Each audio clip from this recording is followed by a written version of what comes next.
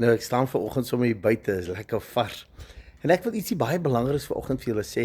Ek het gister 'n artikel geluister van mediese navorsing wat sê daar's soveel mense wat sit met siektes, sukkel om onderbewussynprogramme te verander, omrede hulle vasgevang sit met stres, vrees. En dan is daar 'n baie belangrike ding. Mense sit met onvergewensgesindheid.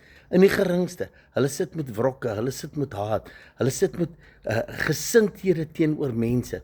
En jy weet, dis nie iets wat jy elke dag bedink nie, maar dit is in jou onderbewussyn.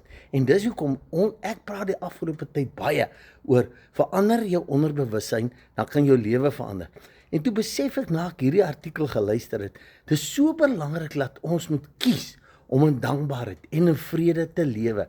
Jy weet, ongeag wat word teen ons gedoen, ongeag wat is die omstandighede, ons moet kies om dit te verwerk. Ons moet kies om dit te hanteer, sodat dit nie 'n impak op ons gesondheid, 'n impak op ons verandering in ons lewe kan hê nie. So ek wil jou vanoggend vra, as jy daar gaan stap en as jy weer as mense wat jy sit met haat en wrok, ek wil vra, sorteer dit uit. Daai goed is soos kanker in jou liggaam. Dis soos goed jy gooi sand in 'n kar se petroltank. Iewers moet jou liggaam oppak. En dis hoekom kies vir vrede, kies vir dankbaarheid.